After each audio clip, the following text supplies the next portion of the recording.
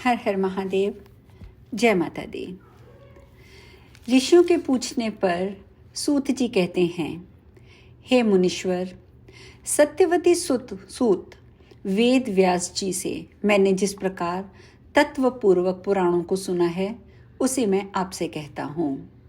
उन पुराणों में दो म वाले अर्थात मत्स्य पुराण और मार्कंडेय पुराण, दो भ वाले भविष्य पुराण तथा भागवत, तीन ब्र वाले ब्रह्मा, ब्रह्मांड और ब्रह्म वैवर्त पुराण, चार व वाले वामन, विष्णु, वायु और वाराह पुराण, अ वाला अग्नि पुराण, ना वाला नारद पुराण, प वाला पद्म पुराण, लिंग वाला लिंग पुराण, ग वाला गरुड़ पुराण, कु वाला कूर्म पुराण और स्क वाला स्कंद पुराण, ये पृथक पृथक 18 पुराण हैं।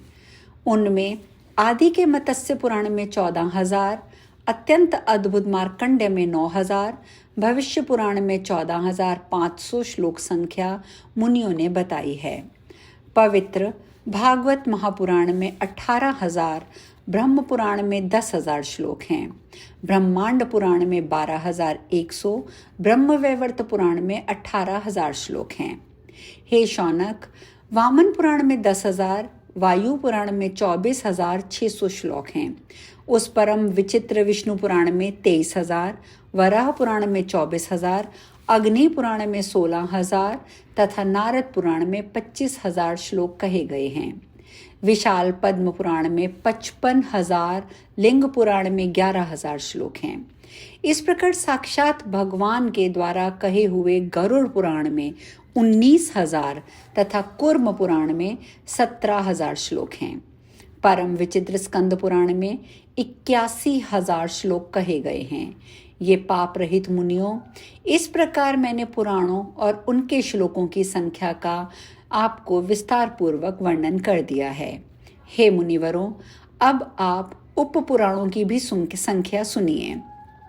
उसमें सर्वप्रथम उप पुराण सनत कुमार है, तत्पश्चात नरसिंह, नारदीय, शिव, दुर्वासा, कपिल, मनु, उष्णा, वरुण, कालिका, साम, नदी, सौर, पराशर, आदित्य, माहेश्वर, भागवत तथा 18वां वशिष्ठ, ये सब उपपुराण महात्माओं द्वारा बताए गए हैं। सत्यवती नए वेद व्यास जी ने 18 पुराणों की रचना करने के बाद उन्हीं विषयों से विस्तार पूर्वक उस अतुलनीय महाभारत का प्रणयन किया। प्रत्येक द्वापर युग में भगवान वेद व्यास जी ने ही धर्म रक्षार्थ पुराणों की यथाविधि रचना की है। जब जब द्वापर युग आता है तब तक साक्षात भगवान विष्णु ही व्यास जी के रूप में अवतीर्ण होकर सर्वलोक हित के लिए वेद के अनेक भेदोपभेद करते हैं। 28वें द्वापर में कृष्ण द्वैपायन जी व्यास हुए और 28 व्यासों के नाम जैसे कि मैंने सुने हैं, मैं वह भी बताता हूँ। परंतु मैं पहले ये कहना चाहूँगा कि इन्हीं कृष्ण द्वैपायन व्यास जी के द्वारा कहे गए श्रीमद् देवी भागवत पुराण को मैंने सुना था, जो पुण्यप्रद, सब प्रकार के दुखों का नाश करने वाला, सब प्रकार के मनोरथ पूर्ण करने वाला, मोक्षदाता, वैदिक भावों से ओतप्रोत और सभी आगमों के रस से परिपूर्ण, अत्यंत मनोहर, मुमुक्ष जनों को सदा प्रिय लगने वाला है। जिस अत्यंत पवित्र पुराण को रचकर व्यास जी ने अरणी के गर्भ से उत्पन्न विद्वान, महात्मा एवं विरक्त अपने पुत्र शुकदेव जी को पढ़ाया था, हे मुनिवृंद, उसी रहस्यमय महापुराण अर्थात श्रीमद् देवी भागवत को मैंने भी करुणा सागर अपने गुरु व्यास जी के मुख से संपूर्ण रूप से सुना और उनकी कृपा से उसे हृदयंगम कर लिया। जिस समय अयोनिज एवं अपूर्व बुद्धिमान अपने पुत्र शुकदेव जी के प्रश्न करने पर व्यास जी ने रहस्य युक्त इस पुराण को सुनाया, उस समय मैंने भी एक साधारण श्रोता के रूप में इस महान प्रभाव वाले श्रीमद् देवी भागवत महापुराण को सुन लिया।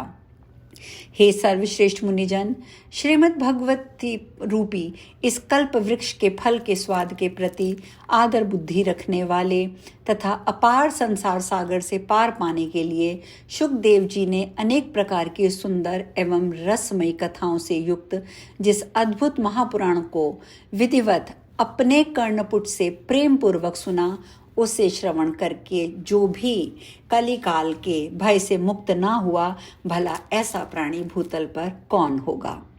वैदिक धर्म से रहित निष्कृष्ट विचार रखने वाले बड़े से बड़ा पापी मनुष्य भी यदि किसी बहाने इस श्रीमद्देवी भागवत पुराण को श्रवण कर लेता है तो निश्चय ही सांसारिक सुखों को भोग कर अंत में योगी जनों के द्वारा प्राप्त करने योग्य भगवती के नाम से चिन्हित मनोरम और अचल पद को प्राप्त कर लेता है। जो भी प्राणी इस श्रीमद्देवी भागवत पुराण को प्रतिदिन प्रेम से सुनता है, उसके हृदय रूपी गुहा में विष्णु जी, शिव जी आदि देवताओं के लिए भी दुर्लभ सर्वश्रेष्ठ विद्या रूपिणी सज्जनों की एकमात्र प्रिया, गुणातीता एवं समाधि द्वारा जानने योग्य वे भगवती निवास करने लगती हैं। अतः सर्वांग सुंदर इस मानव तन को पाकर संसार सागर के अगाध सलिल से पार होने के लिए इसे सुनना अत्यंत आवश्यक है। जो मूर्ख इसका श्रवण नहीं करता वह विधाता के द्वारा वंचित ही रह जाता है। इस दुर्लभ मनुष्य देह में दोनों कानों को प्राप्त करके भी जो सांसारिक मनुष्य केवल दूसरों के दुर्गुणों को सुनता है, वह अधम अर्थात मंद बुद्धि चारों उत्तम पदार्थों को देने वाले और सब रसों से परिपूर्ण पुराण को भूतल पर क्यों नहीं सुन सकता। इस प्रकार यहाँ तृतीय अध्याय पूर्ण होता है।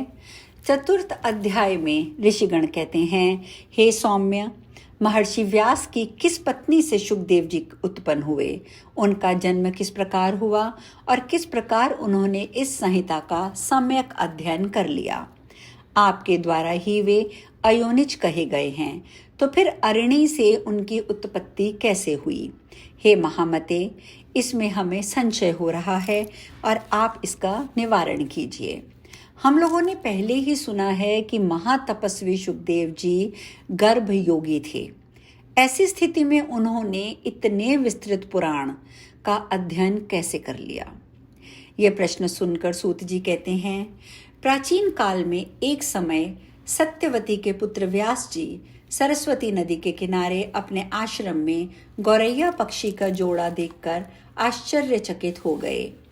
अंडे से तत्काल पैदा हुए लाल मुख वाले सुंदर अंगों वाले एवं पंख रहित शिशु को घोंसले में ही छोड़कर वे दोनों उड़ गए और अत्यंत परिश्रम से चारा लाकर उस शिशु की चोंच में डालते हुए उन दोनों पक्षियों को अत्यंत आह्लाद युक्त होकर उस शिशु के अंगों को अपने अंगों से रगड़ते हुए प्रेम पूर्वक उसके सुंदर मुख को चूमते हुए व्यास जी ने देखा। व्यास जी उस शिशु में उन दोनों पक्षियों का ऐसा अद्भुत प्रेम देखकर चिंता में पड़ गए और मन ही मन सोचने लगे, यदि अपने पुत्र के प्रति पक्षियों में ऐसा प्रेम दिखाई दे रहा है तो अपनी सेवा का फल चाहने वाले मनुष्यों में ऐसा प्रेम व्यवहार होने में आश्चर्य की क्या बात है। क्या ये दोनों पक्षी इसका सुख साधन स्वरूप विवाह करके स्वयं सुखी रहते हुए इसकी वधू का सुंदर मुख देख पाएंगे?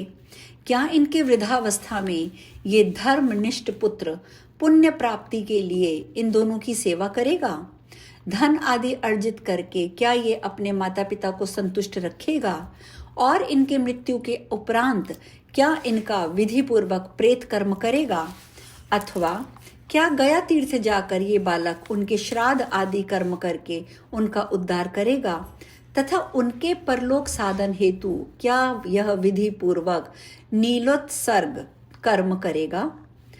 पुत्र के शरीर का आलिंगन और विशेष रूप से उसका पालन पोषण इस संसार में सभी सुखों में उत्तम सुख कहा गया है। पुत्र रहित मनुष्य की ना तो सद्गति होती है, ना ही उसे स्वर्ग की प्राप्ति होती है। अतः परलोक साधन के लिए पुत्र से बढ़कर कोई अन्य उपाय नहीं है।